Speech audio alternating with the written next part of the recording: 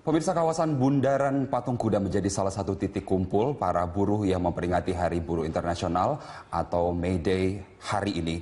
Para buruh akan menggelar long march dan berorasi di sejumlah titik, diantaranya di depan Istana Merdeka, depan Gedung Mahkamah Agung, kantor ILO, dan depan Gedung DPR. Kita bergabung dengan reporter Cikal Multasam yang saat ini berada di kawasan Bundaran Patung Kuda. Ya, Cikal, apakah sudah ada terlihat ribuan buruh yang rencananya melakukan aksinya, dan apakah sudah mulai bergerak menuju istana?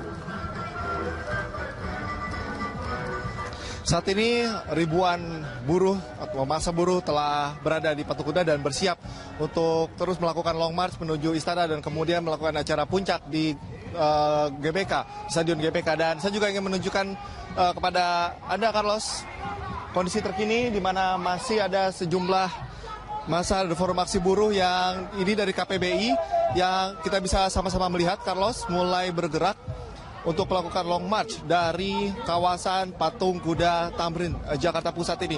Sebelumnya, aksi long march ini sudah berlangsung beberapa saat yang lalu, tepatnya pada sekitar pukul 10.30 tadi, di mana sejumlah gabungan dari forum aksi ini melakukan briefing, koordinasi antar federasi atau serikat buruh untuk sama-sama melakukan koordinasi, melakukan long march. Dan saat ini adalah bisa dikatakan merupakan kloter ketiga bagi para serikat buruh yang melakukan long march menuju ke istana. Dan tadi pun kami sempat menanyakan perihal bagaimana agenda dari aksi buruh pada hari ini.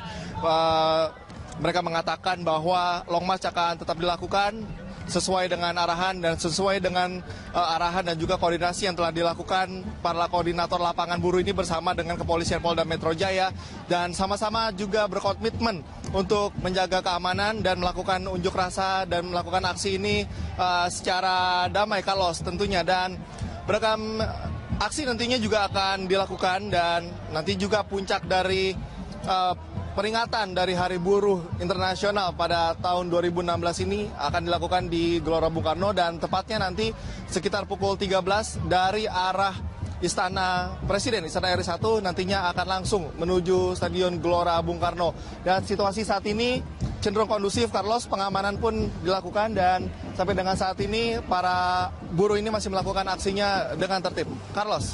Ya, kita berharap bahwa aksi buruh hari ini berjalan tertib begitu, Cikal, tetapi kita ingin tahu apa tuntutan buruh dalam May Day tahun ini.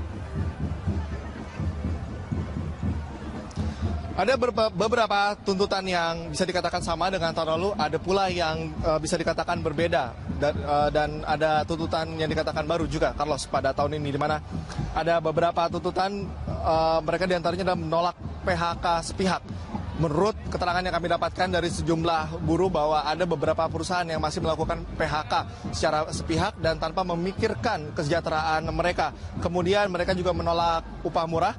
Mereka menuntut bahwa pada tahun ini ada kenaikan upah sebesar 30% dibandingkan dengan upah tahun lalu. Kemudian mereka juga menolak kenaikan iuran BPJS Kesehatan karena menilai bahwa BPJS Kesehatan ini merupakan salah satu indikator dari kesejahteraan bagi para buruh ini, dan dengan kenaikan iuran BPJS ini mereka menilai bahwa nantinya akan mengurangi kesejahteraan dari para buruh itu sendiri.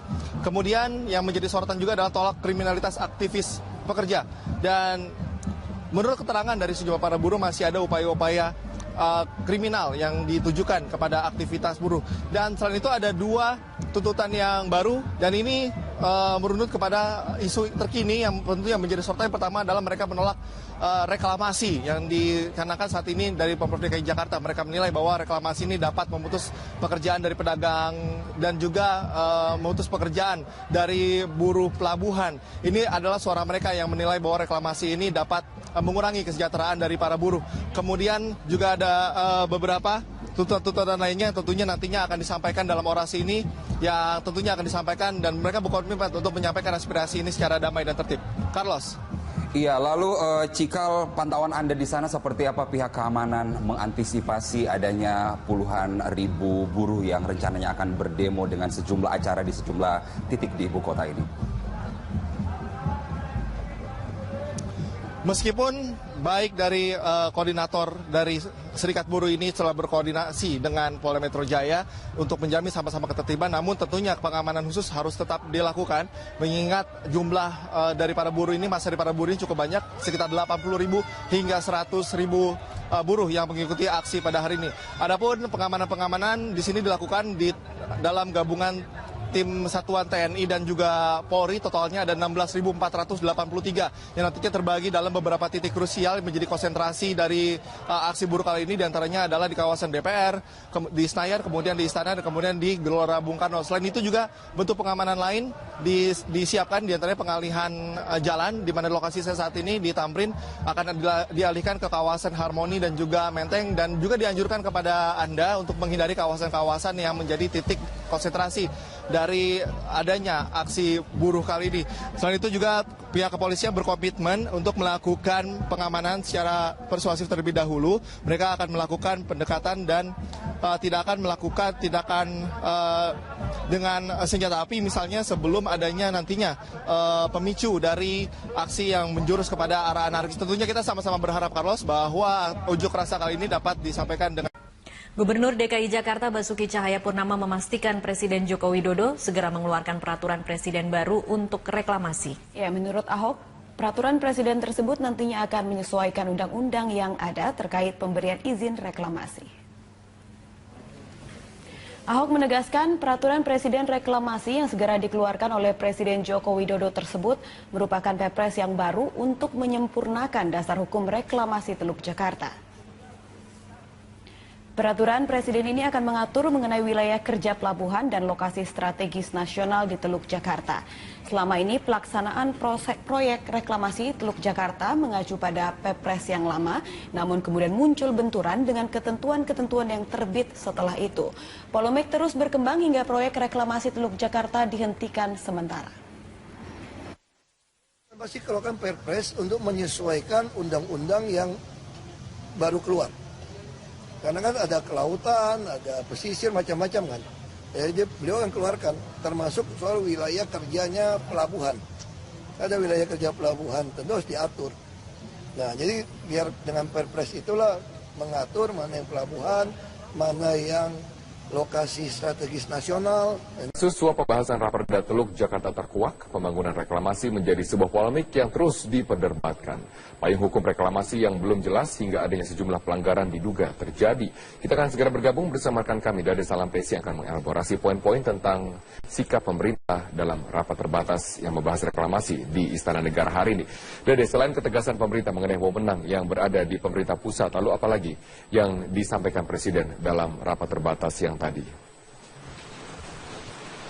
Dalam sambutan yang diungkapkan oleh Presiden Joko Widodo sebelum rapat terbatas terkait dengan reklamasi di Teluk DKI Jakarta ini, Presiden memang mengungkapkan atau menegaskan bahwa rapat terbatas yang dimulai pada pukul 1 siang tadi sama sekali tidak menyentuh aspek hukum. Walaupun dalam kenyataannya tadi memang perwakilan dari Komisi Pemberantasan Korupsi juga ikut serta karena mendapatkan undangan untuk mengikuti ratas dari Presiden. Dan Presiden juga mengungkapkan bahwa terkait dengan reklamasi ini memang sekarang sudah saatnya untuk berbicara lebih jauh ke depannya karena dari data yang dimiliki oleh Presiden Joko Widodo pada 2030 nanti dimungkinkan seluruh wilayah Jakarta Utara akan ada di bawah permukaan laut. Karena dari data yang ada setiap tahunnya untuk wilayah DKI Jakarta mengalami penurunan permukaan tanah antara setengah sampai 12 cm per tahun. Dan pada 2030 nanti jika ternyata fakta-fakta tersebut betul-betul terjadi, artinya 13 sungai yang mengaliri atau melewati wilayah DKI Jakarta dan sekitarnya tidak dapat mengalirkan air ke Teluk Jakarta. Dari ratas tadi setidaknya ada 3 poin utama yang ditegaskan oleh Presiden, yaitu bahwa master plan terkait dengan reklamasi haruslah gamblang, terutama terkait dengan masalah lingkungan. Dan yang kedua, tidak boleh ada pelanggaran kaidah hukum dalam proyek reklamasi ini. Dan yang ketiga, pembangunan tidak boleh mengesampingkan kehidupan nelayan yang ada di sekitarnya. Sebenarnya terkait dengan reklamasi ini tentunya memiliki banyak pro kontra dan juga untung dan rugi. Dari sisi pro pembangunan reklamasi ini, tentunya dengan pembangunan reklamasi dapat menghadang pasangnya naik air laut karena setiap tahunnya ada kecenderungan penurunan muka tanah di wilayah DKI Jakarta dan juga sekitarnya. Sementara dari aspek kontra, pembangunan reklamasi ini nyatanya ada sejumlah hukum yang dilanggar karena Pemprov DKI Jakarta bersikukuh bahwa pembangunan reklamasi di wilayah Teluk Jakarta ini merujuk pada keputusan Presiden nomor 52 tahun 1995. Sementara ada peraturan-peraturan ataupun regulasi dari sejumlah instansi lainnya yang dilanggar dari reklamasi ini. Yang artinya juga memang masih ada tumpang tindih peraturan terkait dengan reklamasi ini. Dan apa saja keuntungan dari pembangunan reklamasi ini? Di antaranya tentu saja menyediakan lahan bagi negara ataupun kota. Ini juga terkait dengan aspek pariwisata maupun khususnya wisata bahari dan juga dapat membantu penataan pantai. Di samping keuntungan dan pro kontra tadi dari reklamasi ini, ternyata juga ada beberapa aspek kerugian dari reklamasi. Di antaranya perubahan ekosistem yang mengakibatkan banjir dan juga dampak buruk pada sistem drainase dan juga kerusakan-kerusakan lingkungan yang lainnya. Dalam rapat terbatas yang digelar selama kurang lebih 1,5 jam tadi, juga hadir 3 pimpinan kepala daerah, yaitu Gubernur Banten Rano Karno, Wakil Gubernur Jawa Barat Deddy Mizwar dan juga Gubernur DKI Jakarta Basuki Cahayapurnama. Walaupun Presiden Joko Widodo menegaskan dalam proyek reklamasi ke depannya tidak boleh lagi melibatkan swasta, yang artinya pemerintah baik itu pusat maupun daerah memegang kendali penuh terhadap proyek reklamasi. Namun tadi Ahok mengungkapkan Pulau O, P, dan Q yang ada di Teluk Jakarta yang belum diatur minta digabungkan dengan Pulau N. Dan Ahok juga mengungkapkan jika melihat hasil studi di Port of Rotterdam, maka seharusnya pembangunan proyek reklamasi ini 30% dikelola oleh pusat, sementara 60%-nya dikelola oleh pihak swasta. Dan dari hasil ratas tadi juga dijabarkan oleh Ahok, setidaknya ada satu fakta baru yang akan dikeluarkan oleh pemerintah, yaitu Presiden akan mengeluarkan Perpres baru yang disesuaikan dengan Perpres yang ada, seperti Perpres nomor 54 tahun 2008 dan juga Perpres nomor 122 tahun 2012. Robert. Baik, terima kasih Dade. Salam Presi atas informasi dan langsung dari Istana Negara. Pemirsa, DPD DKI PDI Perjuangan hari ini terakhir menerima pendaftaran bakal calon gubernur dan wakil gubernur DKI Jakarta. Sebanyak 39 orang telah mendaftar dan 31 pendaftar baru telah mengembalikan berkas. Pada pendaftaran hari terakhir ini, DPD PDI Perjuangan menerima pengembalian berkas pengusaha muda Sandiaga Uno yang mendaftar sebagai bakal calon gubernur. Sandiaga Uno termasuk satu dari 39 orang yang mendaftarkan diri ke PDI Perjuangan. PDI Perjuangan dengan perolehan kursi di DPRD DKI di atas 20% memenuhi syarat untuk mengusung sendiri calon gubernur DKI pada pilkada yang akan dilaksanakan Februari 2017 mendatang. PDI Perjuangan melalui penjaringan dan penyaringan ini dalam rangka untuk mencari sosok yang betul-betul punya kualifikasi yang jelas baik untuk memimpin Jakarta yang akan datang. Ya itulah mekanisme sedang berjalan. Jadi PDI Perjuangan belum bisa menentukan siapa yang nanti akan diusung, tetapi proses sedang berjalan. Tahapan-tahapan akan kita lalui. Tahapan pertama hari ini sudah sama-sama kita saksikan. Hari ini kita tutup, baru nanti selanjutnya kita menginjak tahapan berikutnya.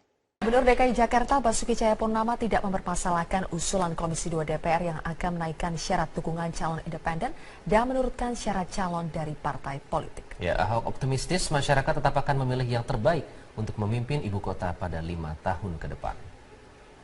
Enggak masalah, kan saya sampaikan, ini Jakarta ini daerah khusus ibu kota. Tentu harusnya ini jadi etalase negara, bangsa. Yang jadi gubernur harus yang terbaik dari yang terbaik. Masing-masing warga DKI punya pikiran masing-masing.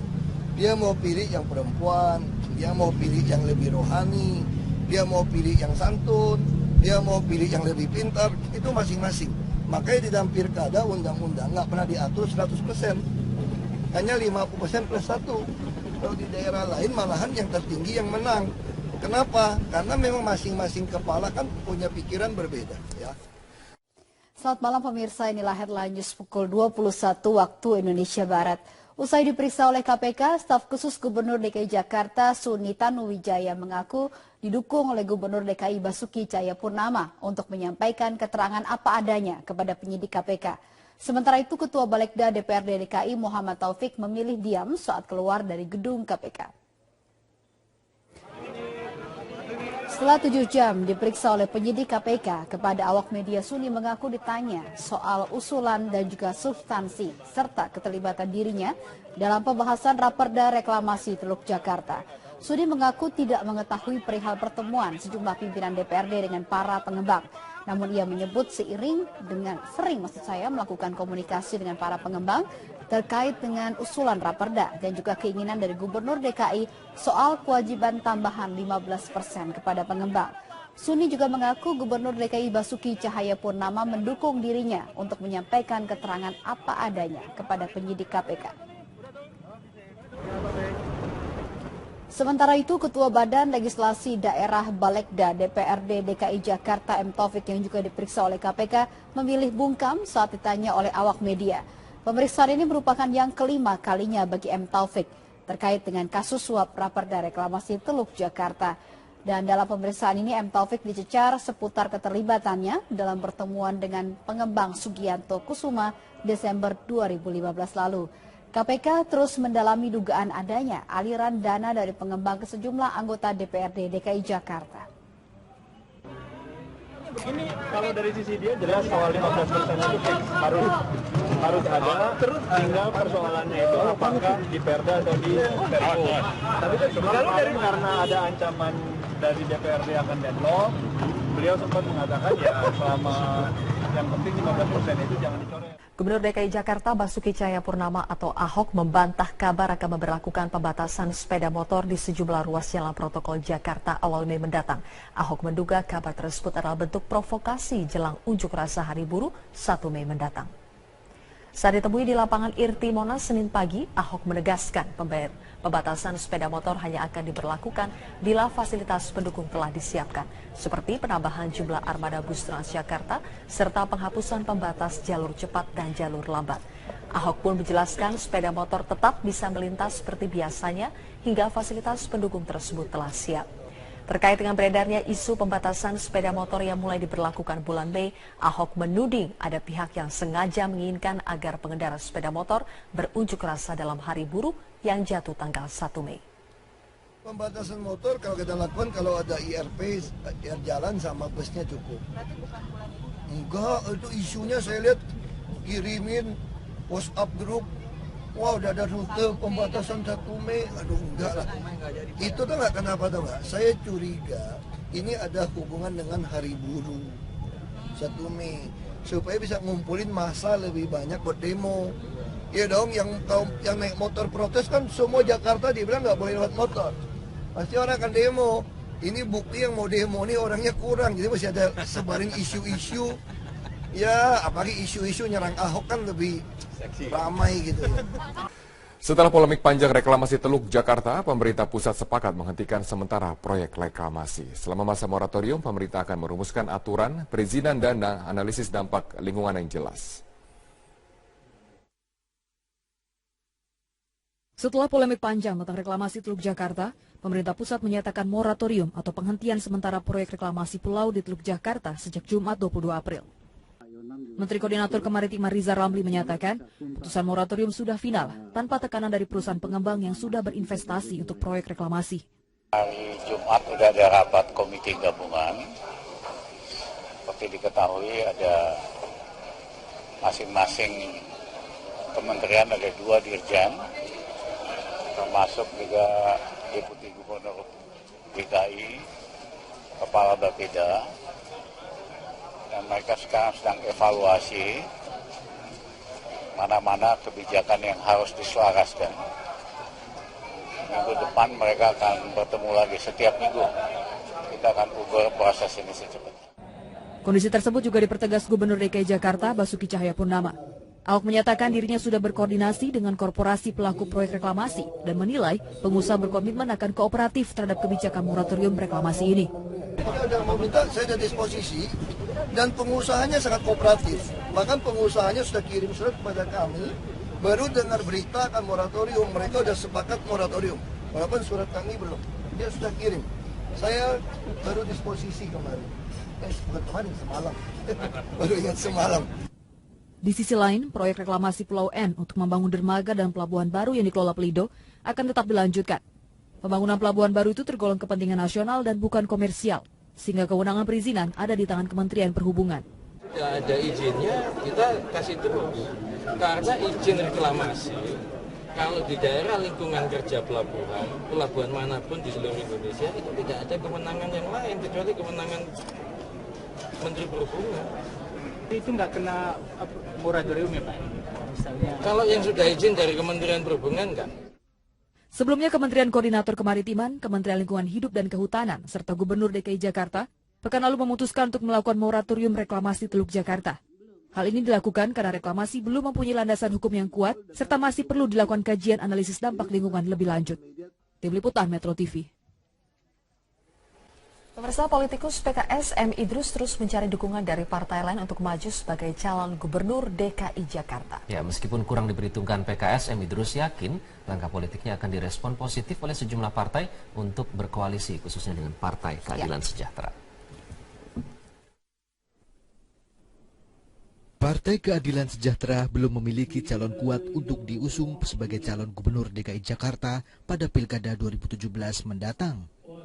Hingga kini PKS masih melakukan penjaringan terhadap sejumlah kandidat baik internal maupun eksternal partai. Padahal saat ini salah satu kader PKS, Muhammad Idrus, telah mendeklarasikan diri sebagai bakal calon gubernur DKI Jakarta. Presiden PKS Sohibul Iman tidak mempermasalahkan langkah Muhammad Idrus yang mencalonkan diri melalui partai lain. Oh, Pak Idrus termasuk, kan gini, ada calon-calon yang muncul dari aspirasi kader. Ya, dan mereka ada yang kader, ada yang non kader. Semua itu sudah kita brief. Silakan memasarkan diri masing-masing, ya, untuk bisa menarik masyarakat secara lebih banyak lagi. Sementara Muhammad Idrus sendiri mengaku sengaja mencalonkan diri melalui Partai Demokrat dan PDI Perjuangan karena mekanisme internal partai yang belum jelas. Terlebih kursi PKS di DPRD DKI tidak mencukupi untuk mengusung calon sendiri dan harus melalui koalisi dengan partai lain. Meski demikian, Idrus menunggu proses penjaringan dari internal partai PKS. Saya sadar sebagai kader Partai Keadilan Sejahtera, juga ini kan juga proses di internal partai. Nah, PKS sendiri hanya 11 kursi, Demokrat 10 kursi. Kalau Demokrat sama PKS aja udah baru 21 kan. Ini proses, yang jelas proses, dan juga bukan secara pribadi saja. Nanti kan terjalin komunikasi politik di antara seluruh elit partai politik. Selain kandidat internal, PKS juga masih mempertimbangkan sejumlah calon dari eksternal seperti Yusril Iza Mahendra dan Sandiaga Uno untuk dilakukan survei terhadap elektabilitas dan kapasitasnya sebagai calon gubernur DKI Jakarta. Dari Jakarta, Tim Liputan Metro TV. Sementara itu, hari ini merupakan batas akhir DPD DKI PDI Perjuangan menerima pendaftaran bakal calon gubernur dan wakil gubernur DKI Jakarta. Untuk mengetahui berapa calon yang sudah mendaftar dan bagaimana proses selanjutnya, kita langsung bergabung bersama rekan kami Yasmin Alvina yang saat ini berada di DPD PDI Perjuangan DKI Jakarta. Yasmin, melihat berbagai hasil survei bahwa Ahok masih mengungguli lawan-lawannya, apakah PDIP percaya diri dengan calon yang akan mereka usung?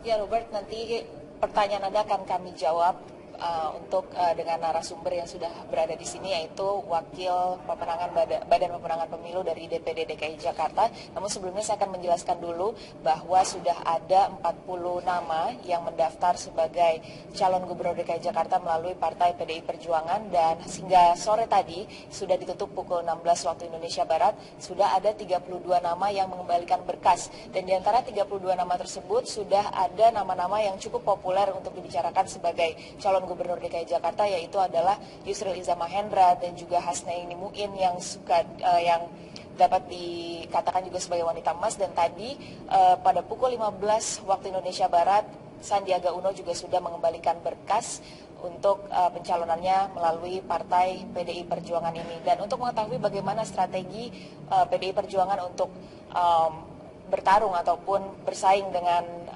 Gubernur Petahana Basuki Cahayapurnama, saat ini saya sudah bersama dengan Wakil Ketua Badan Pemenangan Pemilu DPD DKI Jakarta PDI Perjuangan, Bapak Gembong. Selamat sore, Pak. Selamat sore. Bapak, seperti kita sudah ketahui bahwa menurut hasil survei, elektabilitas dari Gubernur DKI Jakarta, calon petahana ini masih sangat tinggi dan sulit untuk dikalahkan. Bagaimana strategi dari PDIP sendiri untuk nantinya bersaing dengan Gubernur petahana? Terima kasih. Bagi PDI Perjuangan, kalau hari-hari ini masyarakat disajikan dengan elektabilitas calon gubernur DKI Jakarta yang akan bertarung di tahun 2017 yang akan datang, yaitu incumbent cukup tinggi, bagi PDI Perjuangan bukan hal yang luar biasa. Karena tentunya sebagai incumbent memiliki elektabilitas seperti hal yang wajar. Justru kalau sebaliknya bagi saya yang luar biasa. Jadi bagaimana untuk PDI Perjuangan menyiapkan strategi untuk bisa menghadapi siapa yang nanti akan bertarung bersama dalam pemilu kada 2017 yang akan datang. PDI Perjuangan melalui penjaringan dan penyaringan ini dalam rangka untuk mencari sosok yang betul-betul punya kualifikasi yang jelas baik untuk memimpin Jakarta yang akan datang. Siapa sosoknya, Pak? Ya itulah mekanisme sedang berjalan. Jadi PDI Perjuangan belum bisa menentukan siapa yang nanti akan diusung, tetapi proses sedang berjalan. Tahapan-tahapan akan kita lalui. Tahapan pertama hari ini sudah sama-sama kita saksikan. Hari ini kita tutup, baru nanti selanjutnya kita mengejar tahapan berikutnya. Terima kasih Bapak atas waktunya. Dan Robert, demikian yang dapat kami laporkan, kembali ke Anda di studio. Baik, terima kasih Yasmin Alvina atas informasi Anda. Sejumlah anggota DPRD DKI Jakarta memenuhi panggilan KPK untuk memberikan kesaksian. Mereka diperiksa sebagai saksi untuk Ketua Komisi D yang sudah dijadikan tersangka. Pemirsa, Ferry Priardi akan menyampaikan laporan selengkapnya dari gedung KPK Jakarta. Ferry, hingga siang ini siapa saja anggota DPRD yang sudah datang? Adakah pernyataan yang mereka sampaikan sebelum menjalani pemeriksaan? Zilvia, sudah ada 5 anggota DPRD yang sudah datang memenuhi panggilan KPK untuk diperiksa sebagai saksi untuk Muhammad Sanusi, dan kelimanya tadi datang secara periodik sejak pukul 9 dan mulai menjalani pemeriksaan pada pukul 10 pagi ini. Dengan komposisi 1 wakil ketua DPRD dan juga 4 anggota, tadi yang datang memenuhi pemeriksaan kali ini adalah M. Taufik yang juga merupakan Ketua Badan Legislasi DPRD DKI Jakarta. Lalu sisanya ada 3 ketua fraksi, yaitu Pengaji Ketua Fraksi Hanura, lalu juga ada Selamat Nurdin Ketua Fraksi PKS yang juga sebagai Ketua Pansus Reklamasi DPRD, Bestari Barus, dan juga ada 1 anggota ataupun wakil, yaitu Mary Hot. Juga dengan Muhammad Taufik yang diperiksa sudah hampir 3 kali oleh pemerintah. Semuanya tidak terlalu banyak memberikan keterangan sesaat sebelum diperiksa. Lebih rohani, dia mau pilih yang santun, dia mau pilih yang lebih pintar, itu masing-masing. Makanya di dalam pilkada undang-undang nggak pernah diatur 100%, hanya 50% plus 1. Kalau di daerah lain malahan yang tertinggi yang menang. Kenapa? Karena memang masing-masing kepala kan punya pikiran berbeda. Ya. Selamat malam pemirsa, inilah headline news pukul 21 waktu Indonesia Barat. Usai diperiksa oleh KPK, staf khusus Gubernur DKI Jakarta Suni Tanuwijaya mengaku didukung oleh Gubernur DKI Basuki Cahayapurnama untuk menyampaikan keterangan apa adanya kepada penyidik KPK. Sementara itu, Ketua Balegda DPRD DKI Muhammad Taufik memilih diam saat keluar dari gedung KPK. Setelah 7 jam diperiksa oleh penyidik KPK, kepada awak media Suni mengaku ditanya soal usulan dan juga substansi serta keterlibatan dirinya dalam pembahasan Raperda Reklamasi Teluk Jakarta. Suni mengaku tidak mengetahui perihal pertemuan sejumlah pimpinan DPRD dengan para pengembang.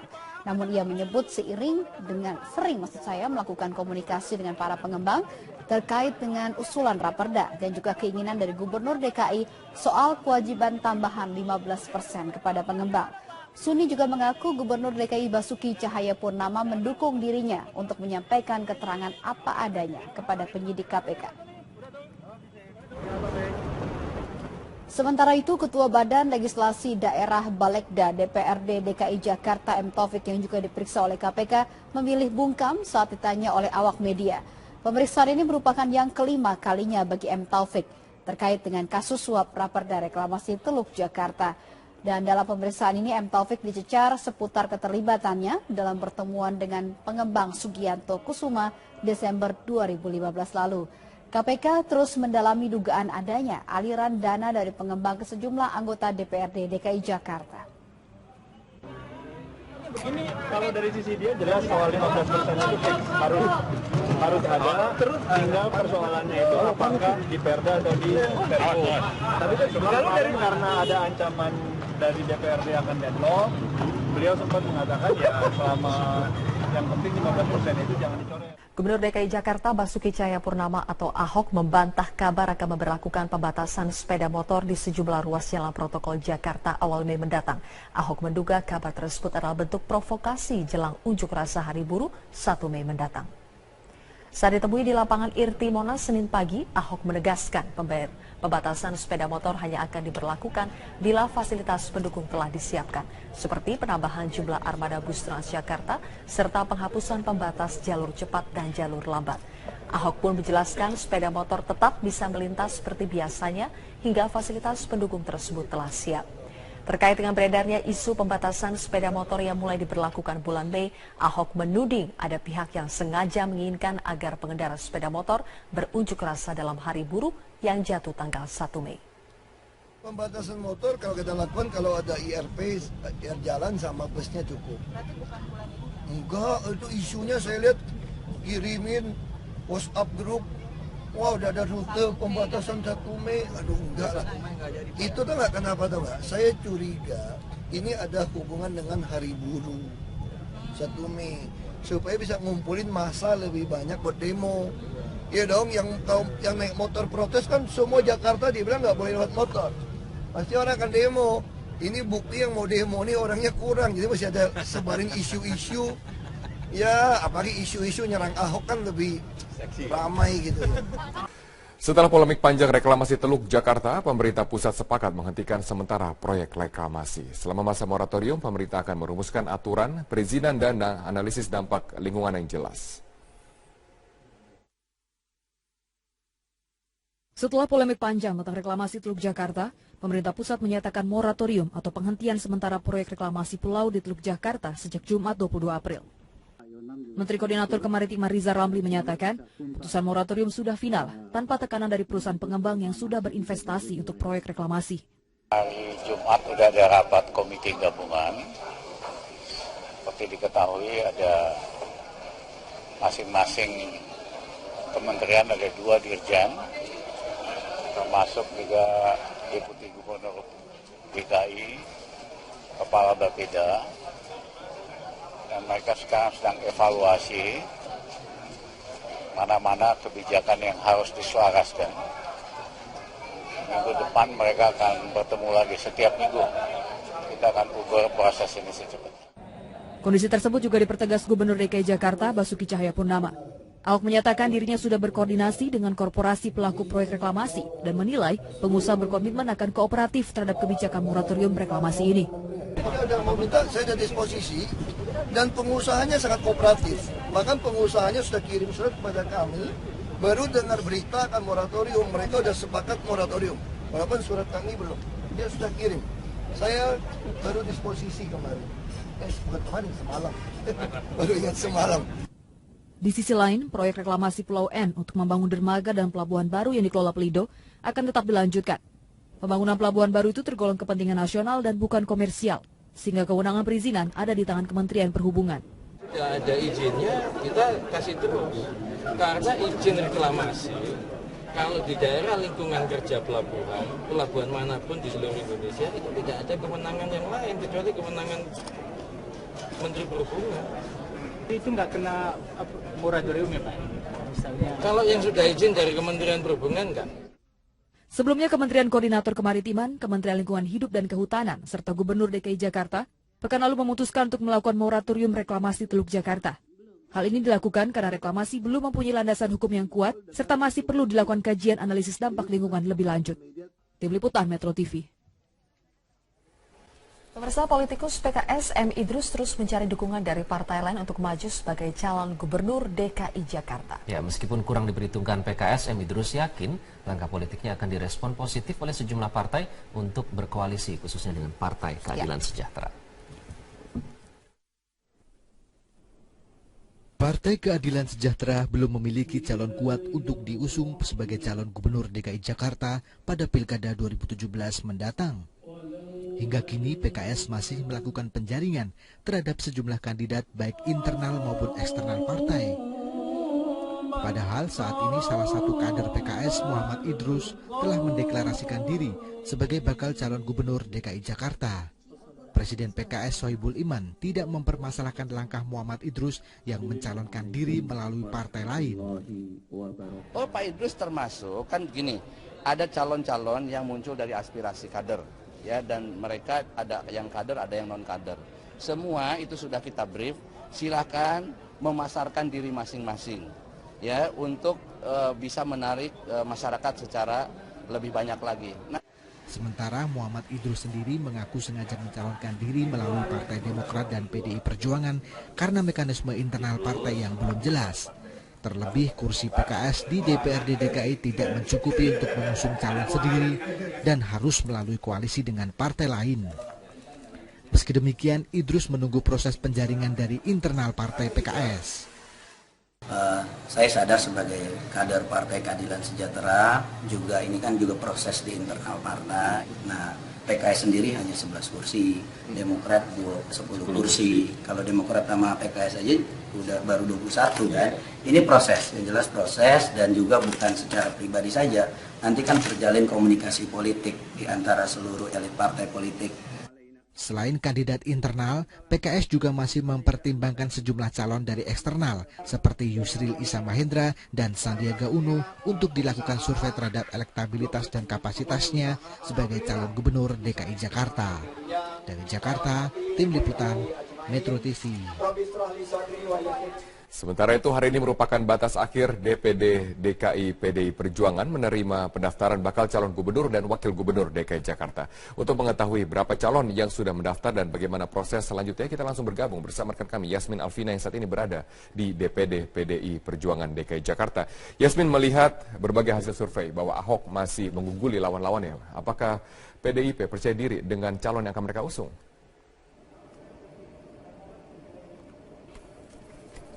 Ya Robert, nanti pertanyaan Anda akan kami jawab untuk dengan narasumber yang sudah berada di sini, yaitu Wakil Pemenangan Badan Pemenangan Pemilu dari DPD DKI Jakarta. Namun sebelumnya saya akan... Pemirsa, kawasan Bundaran Patung Kuda menjadi salah satu titik kumpul para buruh yang memperingati Hari Buruh Internasional atau May Day hari ini. Para buruh akan menggelar long march dan berorasi di sejumlah titik, diantaranya di depan Istana Merdeka, depan Gedung Mahkamah Agung, kantor ILO, dan depan Gedung DPR. Kita bergabung dengan reporter Cikal Multasam yang saat ini berada di kawasan Bundaran Patung Kuda. Ya, Cikal, apakah sudah ada terlihat ribuan buruh yang rencananya melakukan aksinya, dan apakah sudah mulai bergerak menuju istana?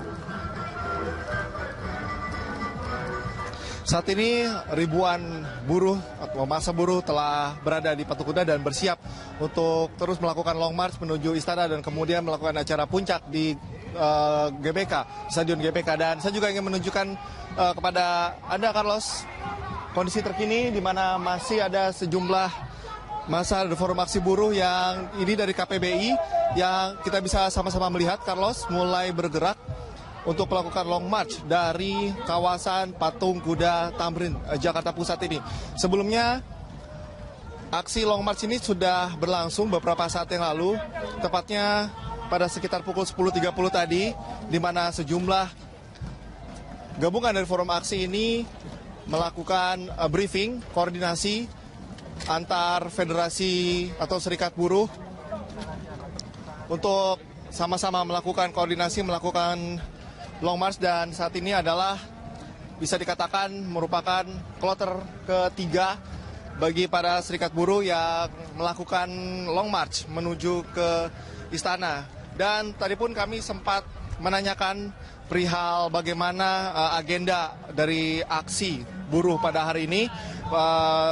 Mereka mengatakan bahwa long march akan tetap dilakukan sesuai dengan arahan dan sesuai dengan arahan dan juga koordinasi yang telah dilakukan para koordinator lapangan buruh ini bersama dengan Kepolisian Polda Metro Jaya, dan sama-sama juga berkomitmen untuk menjaga keamanan dan melakukan unjuk rasa dan melakukan aksi ini secara damai, Carlos, tentunya. Dan beragam aksi nantinya juga akan dilakukan, dan nanti juga puncak dari peringatan dari Hari Buruh Internasional pada tahun 2016 ini akan dilakukan di Gelora Bung Karno, dan tepatnya nanti sekitar pukul 13 dari arah Istana Presiden, Istana RI 1 nantinya akan langsung menuju Stadion Gelora Bung Karno. Dan situasi saat ini cenderung kondusif, Carlos, pengamanan pun dilakukan, dan sampai dengan saat ini para buruh ini masih melakukan aksinya dengan tertib. Carlos. Ya, kita berharap bahwa aksi buruh hari ini berjalan tertib begitu, Cikal, tetapi kita ingin tahu apa tuntutan buruh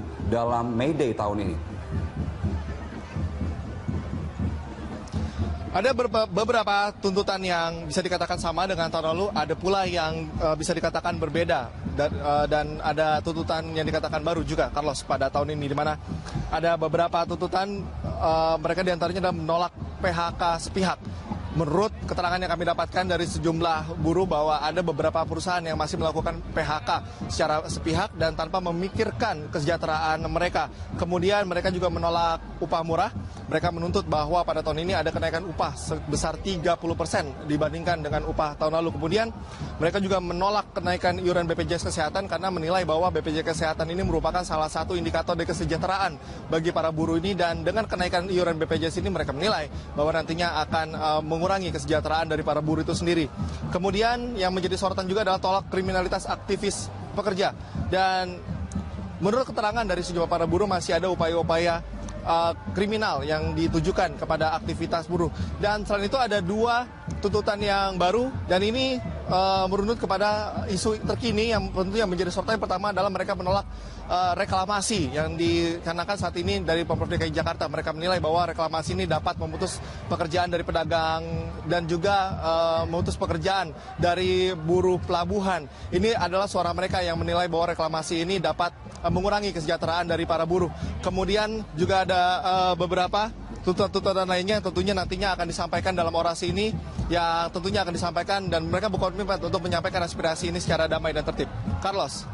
Iya, lalu Cikal, pantauan Anda di sana seperti apa pihak keamanan mengantisipasi adanya puluhan ribu buruh yang rencananya akan berdemo dengan sejumlah acara di sejumlah titik di ibu kota ini?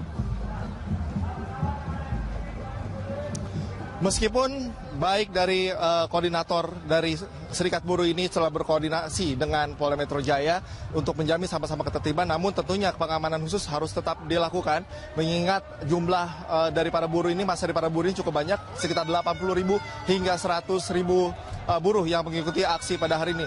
Adapun pengamanan-pengamanan di sini dilakukan di dalam gabungan tim satuan TNI dan juga Polri, totalnya ada 16.483 yang nantinya terbagi dalam beberapa titik krusial menjadi konsentrasi dari aksi buruh kali ini, diantaranya adalah di kawasan DPR, di Senayan, kemudian di Istana, dan kemudian di Gelora Bung Karno. Selain itu juga bentuk pengamanan lain disiapkan, diantaranya pengalihan jalan, di mana lokasi saya saat ini di Tamrin akan dialihkan ke kawasan Harmoni dan juga Menteng, dan juga dianjurkan kepada Anda untuk menghindari kawasan-kawasan yang menjadi titik konsentrasi dari adanya aksi buruh kali ini. Selain itu juga pihak kepolisian berkomitmen untuk melakukan pengamanan secara persuasif terlebih dahulu. Mereka akan melakukan pendekatan dan tidak akan melakukan tindakan dengan senjata api misalnya sebelum adanya nantinya pemicu dari aksi yang menjurus kepada arah anarkis. Tentunya kita sama-sama berharap, Carlos, bahwa unjuk rasa kali ini dapat disampaikan dengan Gubernur DKI Jakarta Basuki Cahayapurnama memastikan Presiden Joko Widodo segera mengeluarkan peraturan presiden baru untuk reklamasi. Ya, menurut Ahok, peraturan presiden tersebut nantinya akan menyesuaikan undang-undang yang ada terkait pemberian izin reklamasi. Ahok menegaskan peraturan presiden reklamasi yang segera dikeluarkan oleh Presiden Joko Widodo tersebut merupakan Perpres yang baru untuk menyempurnakan dasar hukum reklamasi Teluk Jakarta. Peraturan Presiden ini akan mengatur mengenai wilayah kerja pelabuhan dan lokasi strategis nasional di Teluk Jakarta.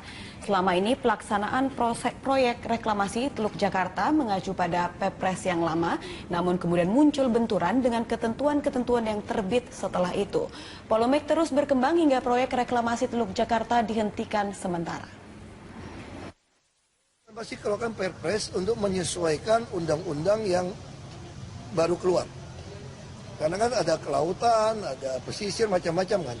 Jadi beliau akan keluarkan, termasuk soal wilayah kerjanya pelabuhan. Ada wilayah kerja pelabuhan, tentu harus diatur. Nah, jadi biar dengan Perpres itulah mengatur mana yang pelabuhan, mana yang lokasi strategis nasional. Suap pembahasan Raperda Teluk Jakarta terkuak, pembangunan reklamasi menjadi sebuah polemik yang terus diperdebatkan. Payung hukum reklamasi yang belum jelas hingga adanya sejumlah pelanggaran diduga terjadi. Kita akan segera bergabung bersama rekan kami Dade Salampesi yang akan mengelaborasi poin-poin tentang sikap pemerintah dalam rapat terbatas yang membahas reklamasi di Istana Negara hari ini. Dade, selain ketegasan pemerintah mengenai wewenang yang berada di pemerintah pusat, lalu apalagi yang disampaikan Presiden dalam rapat terbatas yang tadi? Dalam sambutan yang diungkapkan oleh Presiden Joko Widodo sebelum rapat terbatas terkait dengan reklamasi di Teluk DKI Jakarta ini, Presiden memang mengungkapkan atau menegaskan bahwa rapat terbatas yang dimulai pada pukul 1 siang tadi sama sekali tidak menyentuh aspek hukum. Walaupun dalam kenyataannya tadi memang perwakilan dari Komisi Pemberantasan Korupsi juga ikut serta karena mendapatkan undangan untuk mengikuti ratas dari Presiden.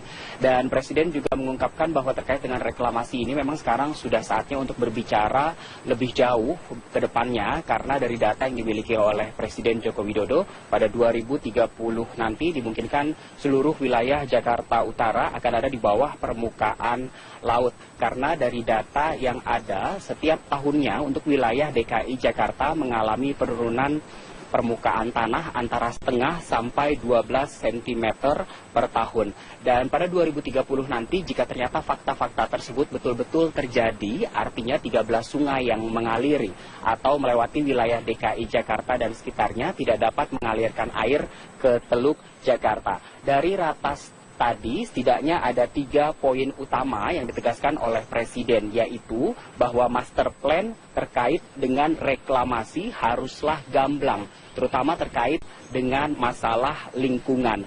Dan yang kedua, tidak boleh ada pelanggaran kaidah hukum dalam proyek reklamasi ini. Dan yang ketiga, pembangunan tidak boleh mengesampingkan kehidupan nelayan yang ada di sekitarnya. Sebenarnya terkait dengan reklamasi ini tentunya memiliki banyak pro kontra dan juga untung dan rugi. Dari sisi pro pembangunan reklamasi ini, tentunya dengan pembangunan reklamasi dapat menghadang pasangnya naik air laut karena setiap tahunnya ada kecenderungan penurunan muka tanah di wilayah DKI Jakarta dan juga sekitarnya. Sementara dari aspek kontra, pembangunan reklamasi ini nyatanya ada sejumlah hukum yang dilanggar karena Pemprov DKI Jakarta bersikukuh bahwa pembangunan reklamasi di wilayah Teluk Jakarta ini merujuk pada keputusan Presiden nomor 52 tahun 1995. Sementara ada peraturan-peraturan ataupun regulasi dari sejumlah instansi lainnya yang dilanggar dari reklamasi ini. Yang artinya juga memang masih ada tumpang tindih peraturan terkait dengan reklamasi ini. Dan apa saja keuntungan dari pembangunan reklamasi ini? Di antaranya tentu saja menyediakan lahan bagi negara ataupun kota. Ini juga terkait dengan aspek pariwisata maupun khususnya wisata bahari dan juga dapat membantu penataan pantai. Di samping keuntungan dan pro kontra tadi dari reklamasi ini, ternyata juga ada beberapa aspek kerugian dari reklamasi. Di antaranya perubahan ekosistem yang mengakibatkan banjir dan juga dampak buruk pada sistem drainase dan juga kerusakan-kerusakan lingkungan yang lainnya. Dalam rapat terbatas yang digelar selama kurang lebih 1,5 jam tadi juga hadir 3 pimpinan kepala daerah, yaitu Gubernur Banten Rano Karno, Wakil Gubernur Jawa Barat Deddy Mizwar dan juga Gubernur DKI Jakarta Basuki Cahayapurnama. Walaupun Presiden Joko Widodo menegaskan dalam proyek reklamasi ke depannya tidak boleh lagi melibatkan swasta, yang artinya pemerintah baik itu pusat maupun daerah memegang kendali penuh terhadap proyek reklamasi. Namun tadi Ahok mengungkapkan Pulau O, P, dan Q yang ada di Teluk Jakarta yang belum diatur minta digabungkan dengan Pulau N. Dan Ahok juga mengungkapkan jika melihat hasil studi di Port of Rotterdam, maka seharusnya pembangunan proyek reklamasi ini 30% dikelola oleh pusat, sementara 60%-nya dikelola oleh pihak swasta. Dan dari hasil ratas tadi juga dijabarkan oleh Ahok, setidaknya ada satu fakta baru yang akan dikeluarkan oleh pemerintah, yaitu Presiden akan mengeluarkan Perpres baru yang disesuaikan dengan Perpres yang ada, seperti Perpres nomor 54 tahun 2008 dan juga Perpres nomor 122 tahun 2012. Robert. Baik, terima kasih Dade. Salam Presi atas informasi dan langsung dari Istana Negara. Pemirsa, DPD DKI PDI Perjuangan hari ini terakhir menerima pendaftaran bakal calon gubernur dan wakil gubernur DKI Jakarta. Sebanyak 39 orang telah mendaftar dan 31 pendaftar baru telah mengembalikan berkas. Pada pendaftaran hari terakhir ini, DPD PDI Perjuangan menerima pengembalian berkas pengusaha muda Sandiaga Uno yang mendaftar sebagai bakal calon gubernur. Sandiaga Uno termasuk satu dari 39 orang yang mendaftarkan diri ke PDI Perjuangan. PDI Perjuangan dengan perolehan kursi di DPRD DKI di atas 20% memenuhi syarat untuk mengusung sendiri calon gubernur DKI pada pilkada yang akan dilaksanakan Februari 2017 mendatang. PDI Perjuangan melalui penjaringan dan penyaringan ini dalam rangka untuk mencari sosok yang betul-betul punya kualifikasi yang jelas baik untuk memimpin Jakarta yang akan datang. Ya itulah mekanisme sedang berjalan. Jadi PDI Perjuangan belum bisa menentukan siapa yang nanti akan diusung, tetapi proses sedang berjalan. Tahapan-tahapan akan kita lalui. Tahapan pertama hari ini sudah sama-sama kita saksikan. Hari ini kita tutup, baru nanti selanjutnya kita menginjak tahapan berikutnya. Gubernur DKI Jakarta Basuki Cahayapurnama tidak mempermasalahkan usulan Komisi 2 DPR yang akan menaikkan syarat dukungan calon independen dan menurunkan syarat calon dari partai politik. Ya, Ahok optimistis masyarakat tetap akan memilih yang terbaik untuk memimpin ibu kota pada 5 tahun ke depan. Enggak masalah, kan saya sampaikan, ini Jakarta ini daerah khusus ibu kota. Tentu harusnya ini jadi etalase negara, bangsa. Yang jadi gubernur harus yang terbaik dari yang terbaik. Masing-masing warga DKI punya pikiran masing-masing. Dia mau pilih yang perempuan, dia mau pilih yang